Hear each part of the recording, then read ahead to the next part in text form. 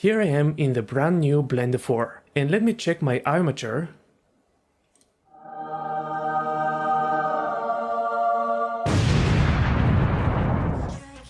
Oh my god. In Blender 4, we now have bone collections instead of the old system of layer boxes. And that is just one of the many cool new features that we are getting with this major release. So let's take a closer look at the changes related to rigging and animation in Blender 4. You can now get access to all CGDive tutorials, including my extensive paid courses, unreleased videos, and supporter-only content for just $5.99 a month. Check out academy.cgdive.com/subscription. First up, bone collections and bone colors. So now I am in Blender 3.6, and until this version, the main way to organize our armatures was to go to the Armature tab and use these boxes as layers. So in Edit mode or in Pose mode, I can select any bone and press M and move it to a layer. I can also select multiple bones, press M and shift-click multiple layers to assign a bone to all of them.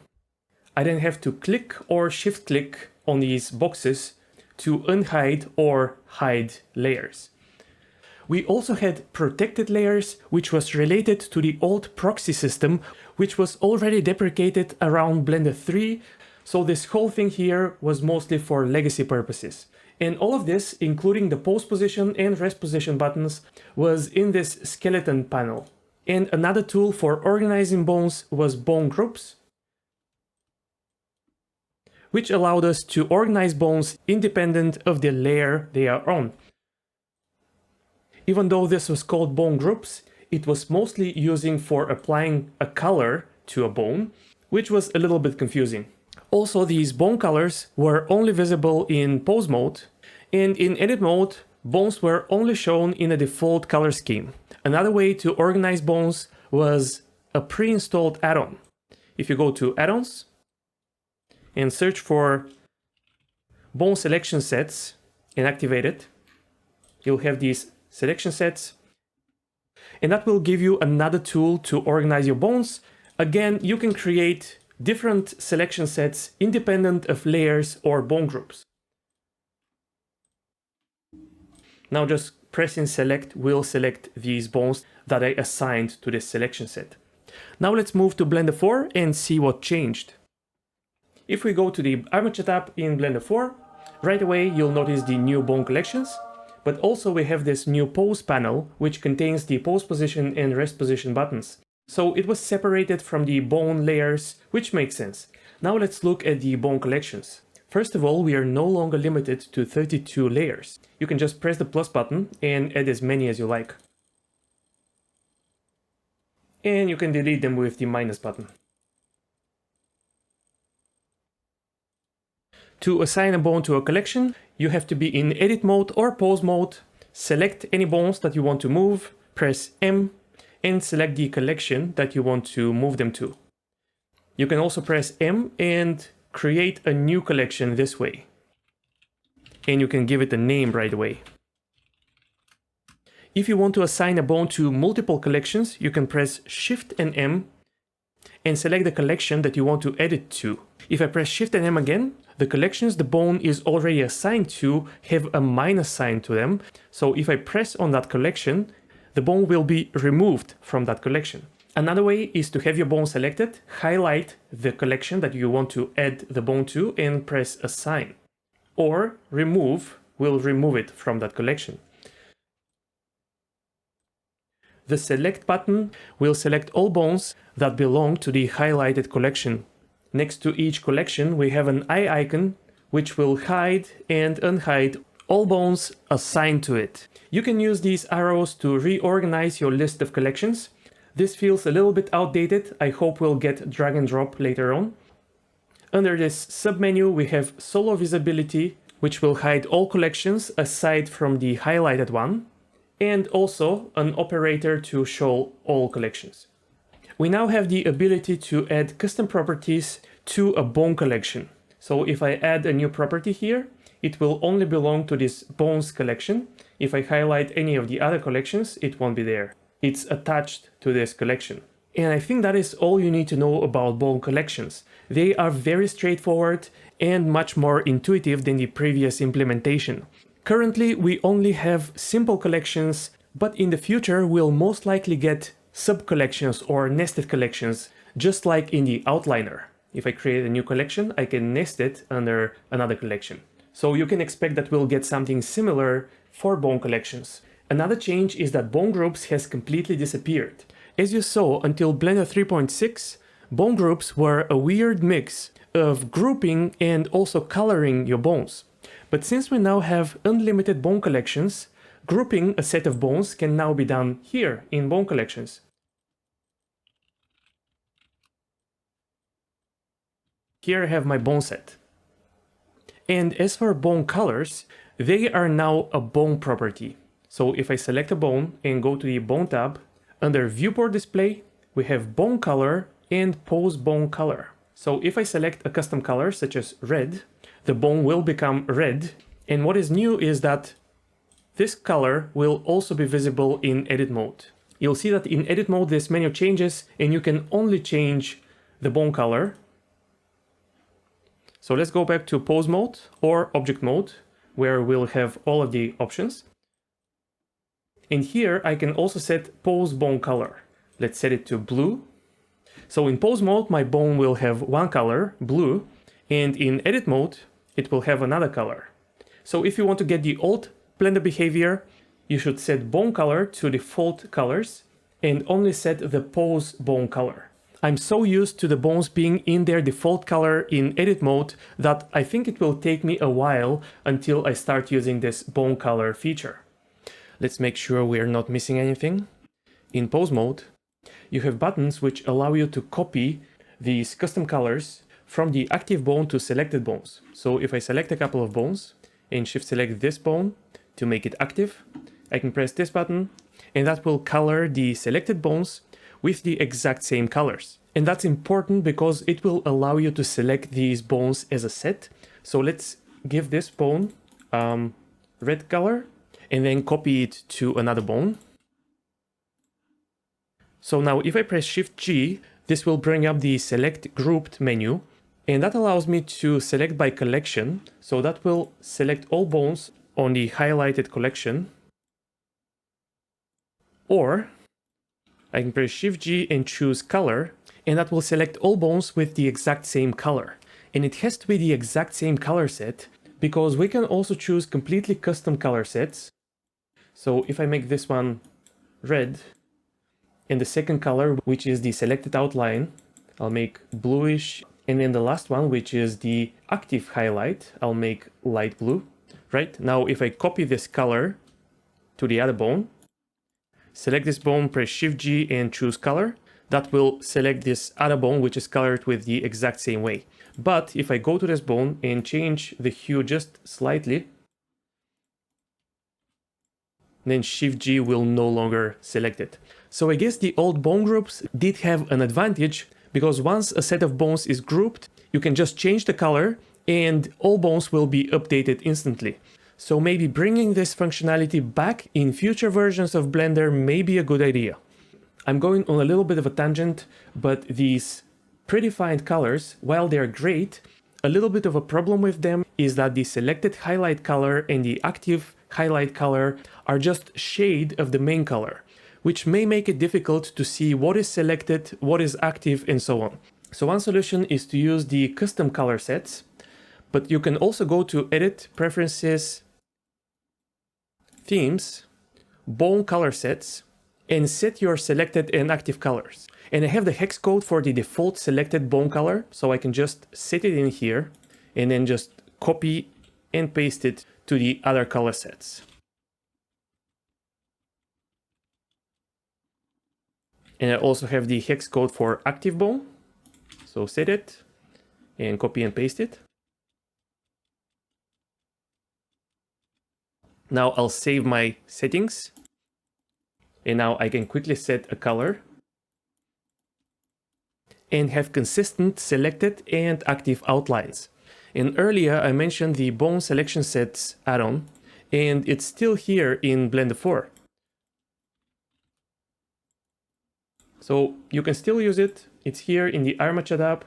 However, now its functionality overlaps with the bone collections. You could simply use bone collections instead of selection sets. Notice how the interface for bone collections and selection sets is very, very similar. But if you need another level of organization, you can still use selection sets. And let's cover something related to bone colors.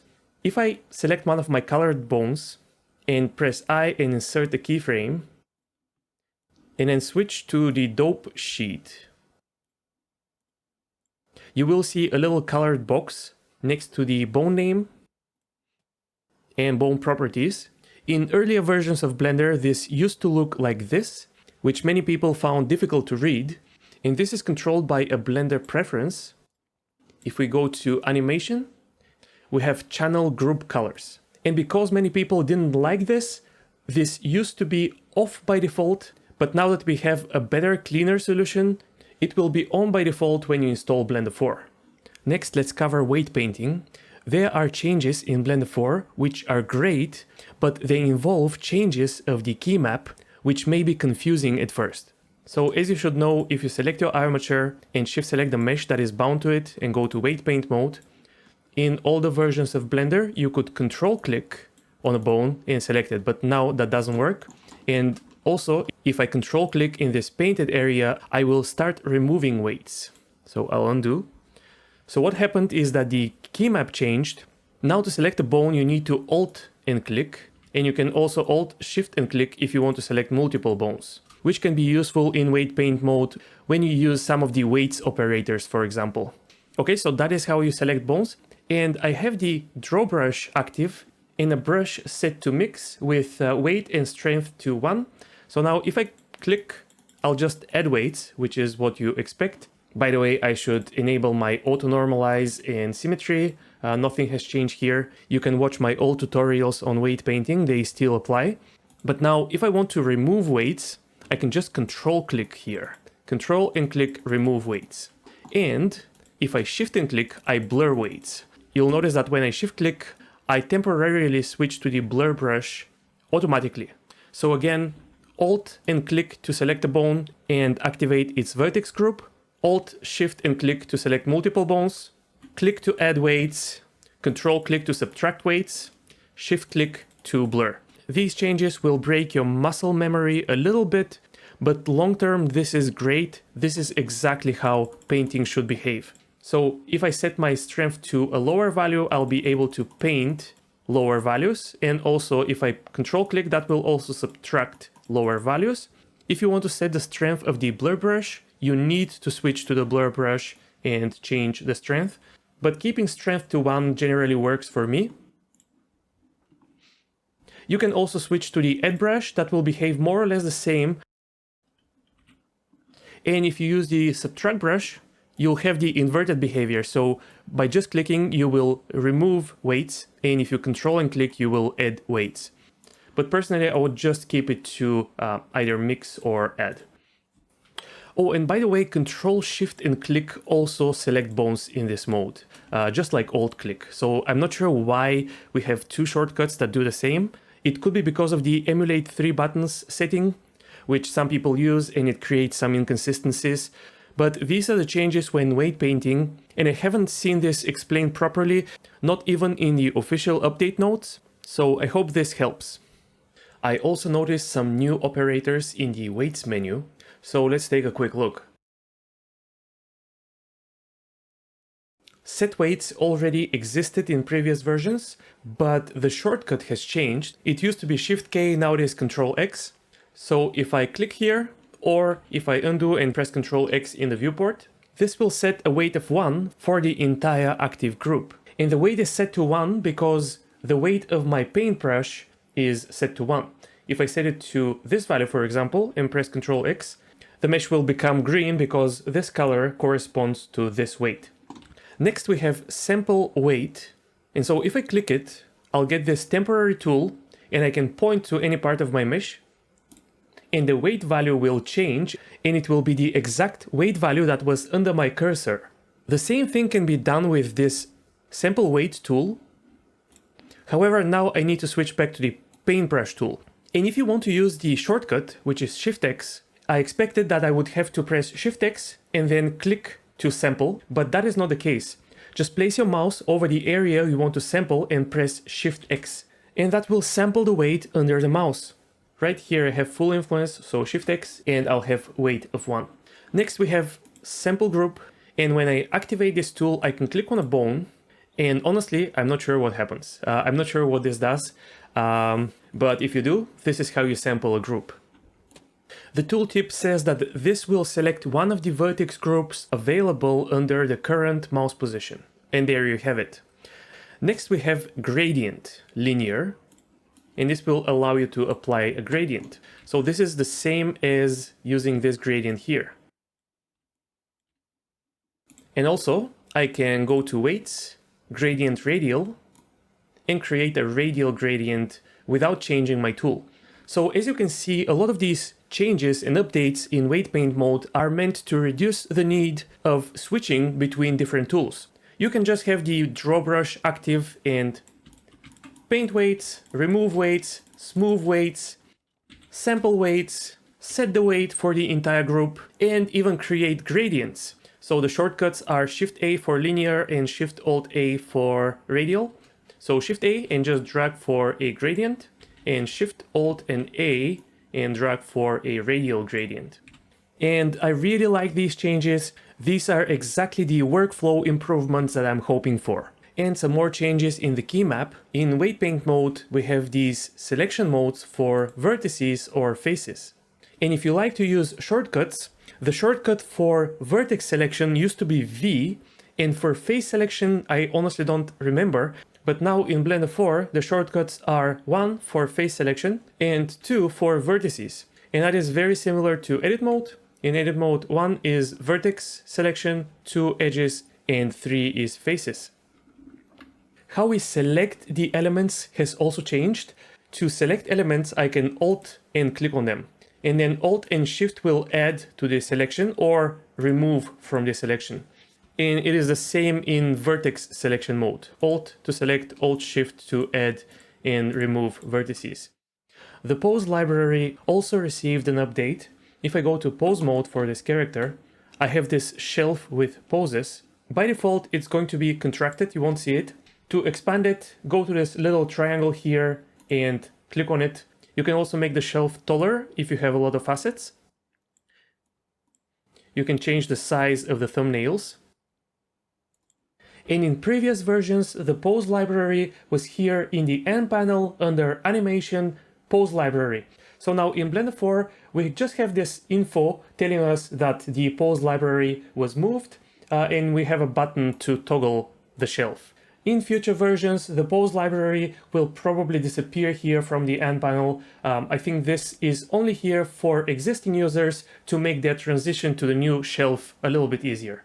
By the way, I just watched my own tutorial on the pose library just to make sure that everything still works, and it does. This shelf here is the only significant change.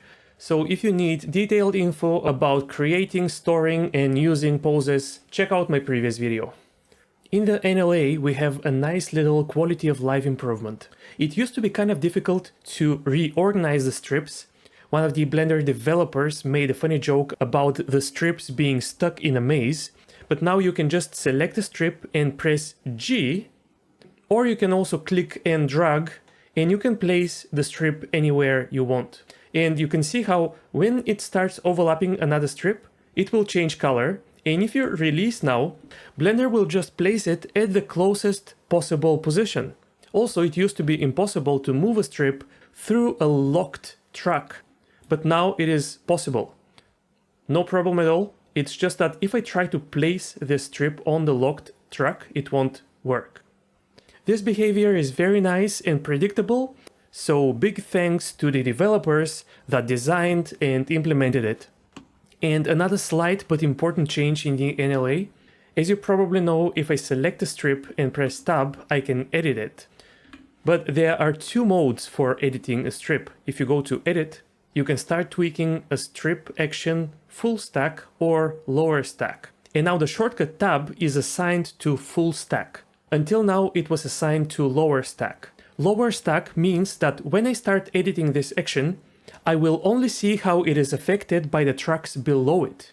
Full stack means that I'll also be able to see the influence of the tracks above the action that I'm editing.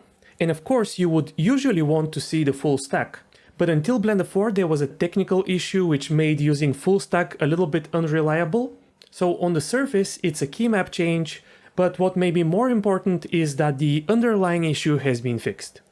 And something else that is good to keep in mind is that the shortcuts for duplicating an NLA strip has been flipped. From the edit menu, you can see that we can duplicate or duplicate linked. Duplicate means that we'll get a new strip containing a whole new copy of the original action.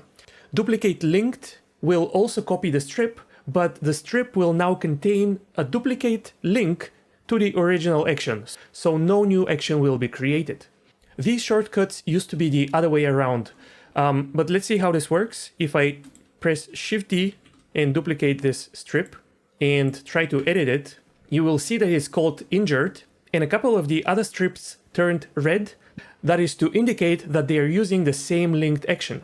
Now if I press Alt-D and then edit this action with tab, you'll see that my action is called injured 001, so it is a completely new action, and none of these strips is red, because none of the strips contains the same action.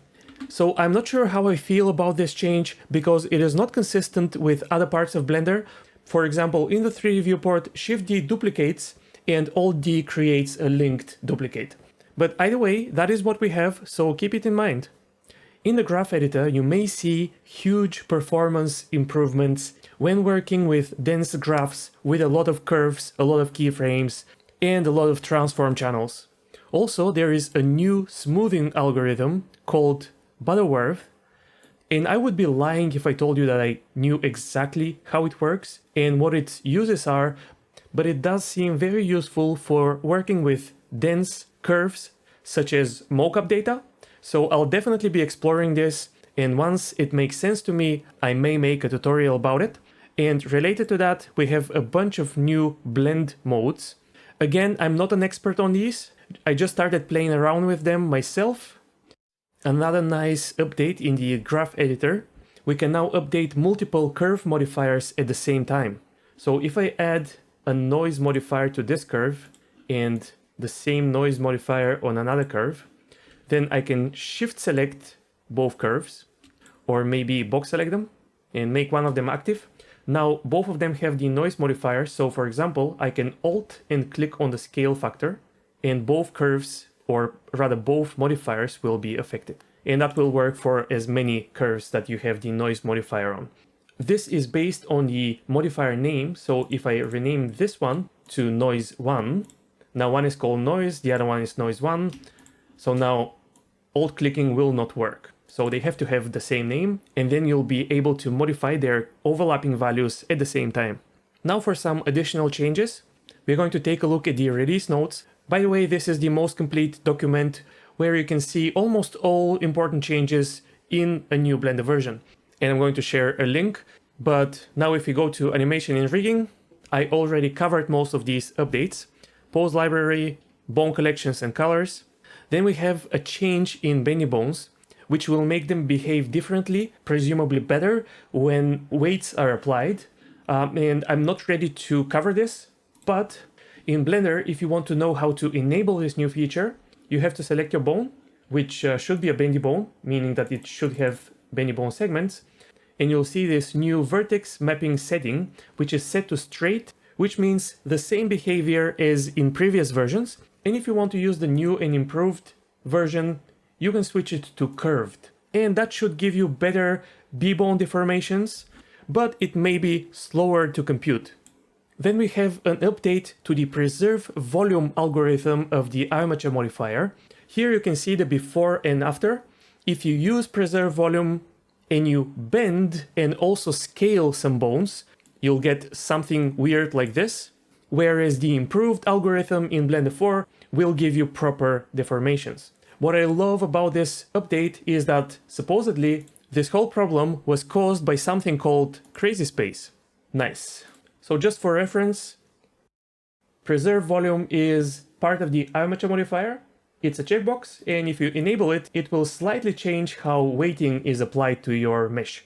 I generally keep it off because it has some drawbacks and also it cannot be exported to game engines and such. But if you do use it, you'll have a nice experience with it in Blender 4. This next segment is a bit of a mixed bag. On the one hand, Blender now has Save Incremental. So if you go to File, you'll find Save Incremental. So if I save my file and give it a name, and then I go to File, Save Incremental, a number will be added to my file name, and every time you click Save Incremental, the number will be updated. This is awesome. This is a feature that every software needs. However, the shortcut for this new feature is Ctrl-Alt-S, which used to be assigned to other features. Namely, for bones, if I switch my viewport display to B-bone, I used to be able to select a bone and press Ctrl-Alt and S to change the thickness of this B-bone. And this can be very useful when doing complex rigging with a lot of overlapping bones. Now the new shortcut is Ctrl-Alt-Shift and S. And all I can say is, you gotta be kidding me. If you're rigging, you're going to hate this. So here is one way to adjust your Keymap. Go to Edit Preferences, Keymap, and search for Save, and find a shortcut that says Ctrl-Alt and S, that is your incremental save, and just disable it. So you won't have a shortcut for incremental save, but unless you're saving every 5 seconds, you should be fine. Then look for B-bone, and you have Scale B-bone under Pose and Armature. So this is the same thing for Pose mode and Edit mode. So expand both and untick Shift. And now I should have the old behavior of Ctrl-Alt and S. And if I want to save incrementally, I just have to go to File, Save Incremental. Next we have Rigify, Blender's integrated auto rigging system. As always, it is not enabled by default, so enable it from the add-ons. And the basic workflow with the predefined meta rigs has not changed much. You'll be able to use them as before. However, if you want to go deeper and customize your rigs, a lot has changed to make Rigify work with the new bone collections. This affects the meta rig setup, and that will require a separate video to cover properly, and I think it's about time to update my Rigify courses. One thing I will tease though is that in Blender 4 you will now have access to a new Spline Tentacle rig type, and I'm sure that all of you who need to rig tentacles for various reasons will rejoice. And a quick word about compatibility of Rigify rigs that you bring from all the versions of Blender into Blender 4. Here I'll open a Rigify rig that I created in Blender 3.6. And it will mostly work, but the rig layers will not be visible because of the big bone collections changes. So ideally, you should have your meta rig. As a general rule, keep your meta rig around. Select your meta rig, go to the Armature tab, and you'll have a button to upgrade the meta rig to the new system. Regenerate your rig, and you should be all set, and you'll have your rig layers. Speaking of breaking changes, they are to be expected in such a major release. In general, you should be able to bring your data from older versions of Blender into newer versions, but some problems may occur, and they are especially common with rigs. Pierrick did a really nice guide for upgrading your non-Rigify rigs from Blender 3 to Blender 4. I'll share a link and I recommend watching it. I think we managed to cover a lot of animation and rigging features. If you want to make sure that you haven't missed anything, you can check out the release notes. I usually read animation and rigging, and I also go to add-ons and check for any updates to Rigify. Here we also have GLTF improvements, which can be useful to you if you export to game engines such as Godot. And you can also learn about all of the other updates in geometry nodes, modeling, sculpting, shading, and so on. Of course, there are also other videos that cover the updates in Blender 4. A lot of them will give you a more broad overview of all of the different new features. I'll share a link to a couple of them, so check them out. And finally, if you enjoy Blender and if you can afford it, please consider supporting the development. One way to do so is to join the development fund, but you can also go to the Blender Studio and join it for a monthly fee, and that will give you access to different tutorials by the Blender developers themselves and other resources. That's all. Like, subscribe, and happy blending.